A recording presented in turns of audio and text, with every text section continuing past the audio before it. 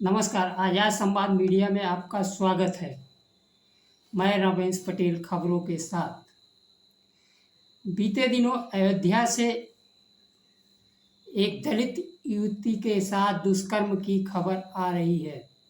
दलित युवती अयोध्या राम मंदिर में सफाई कर्मचारी के रूप में कार्य करने वाली है। अयोध्या राम मंदिर परिसर में दलित युवती के दुष्कर्म होने का खबर आ रही है। इसका खंडन उच्च स्तर पर नहीं किया गया है।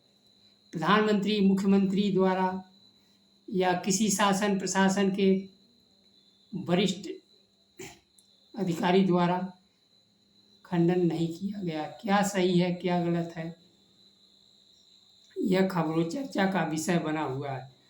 कुल मिलाकर दलित युवती के साथ दुष्कर्म की जो शिकार हुई है, जिस प्रकार से उसका मुकदमा थाने पर नहीं कायम किया गया, एसएसपी के आदेश पर तो रिपोर्ट लिखा गया, यह भगवान की नगरी अयोध्या का हाल है। खासकर जो मैटर उनके मंदिर परिसर से जुड़ा हुआ है। अखिलेश यादव ने अपने एक्स पर लिखा कि कुछ असंवेदनशील पुलिसकर्मियों के वजह से पीड़िता के रिपोर्ट लिखवाने में कितना अधिक प्रताड़ित होना पड़ा। सवाल यह है कि भगवान राम धर्म की रक्षा कर रहे हैं कि हिंदू धर्म का, या 9 लोगों द्वारा शिकार दुष्कर्म की पीड़िता का। पीड़िता स्नातक अंतिम वर्ष की छात्र थी। यह दुष्कर्म 16 अगस्त से लेकर 25 अगस्त के बीच अलग अलग स्थानों पर अलग अलग समय अंजाम दिया गया। दूसरी खबर जम्मू कश्मीर के विधानसभा चुनाव को लेकर है। जम्मू कश्मीर विधान चुनाव में भारतीय जनता पार्टी अपना पूरा ध्यान जम्मू क्षेत्र पर लगा रही है। मुख्य मुकाबला कांग्रेस और नेशनल कॉन्फ्रेंस गठबंधन और भारतीय जनता पार्टी के बीच है।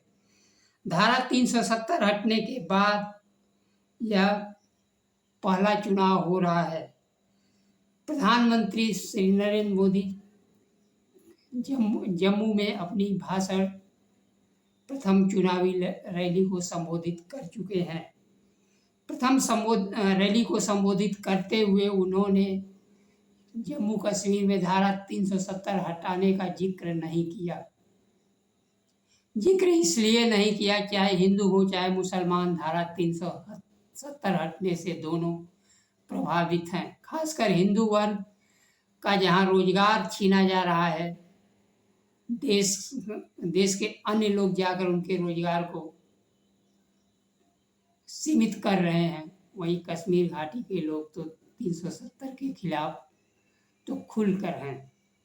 लोगों का विशेषाधिकार खत्म होने के बाद यह पहला चुनाव है। इस चुनाव में भारतीय जनता पार्टी केवल जम्मू क्षेत्र के चुनाव में अपना पूरा ध्यान केंद्रित कर चुनाव लड़ना चाहती है और वह कश्मीर घाटी के 28 सीटों पर चुनाव लड़ने से हार की वजह से डर गई है। दुनिया की सबसे बड़ी पार्टी देश में चुनाव हो, जम्मू में चुनाव जम्मू कश्मीर में चुनाव पूरे सीट पर न लड़े, यह अपने आप को दर्शाता है कि वह केवल दुनिया की सबसे बड़ी पार्टी नहीं, केवल कुछ लोगों की मानसिकता की सबसे बड़ी पार्टी है जो नफरत पर आधारित राजनीति करते हैं।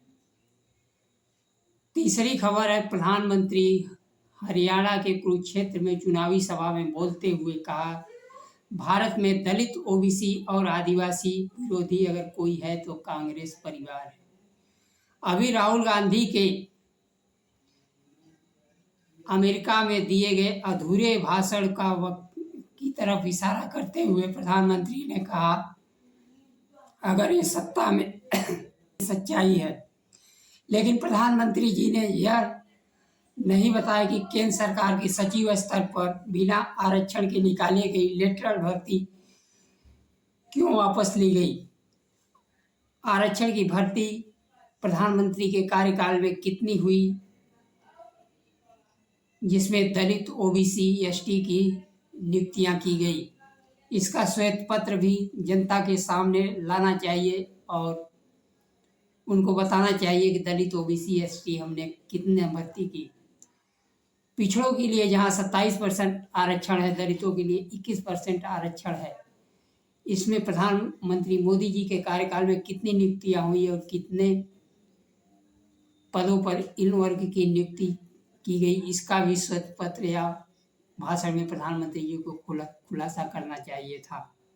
प्रधानमंत्री जी को यह भी बताना चाहिए कि जाति जनगणना से केंद्र सरकार क्यों भाग रही है। अभी हाल में हाईकोर्ट के फैसले ने 69,000 शिक्षक भर्ती घोटाला पर उत्तर प्रदेश सरकार के फैसला दिया था, जिसमें नए चयन प्रक्रिया जारी करने का निर्देश दिया था, लेकिन फिलहाल सुप्रीम कोर्ट के इस पर रोक लगा दी है। केंद्र सरकार को जो राहुल गांधी कहते हैं कि केंद्र सरकार के सचिवों में दलित कितने हैं, ओबीसी कितने हैं, इसका भी विवरण प्रधानमंत्री जी को देना चाहिए। नमस्कार। जय संविधान।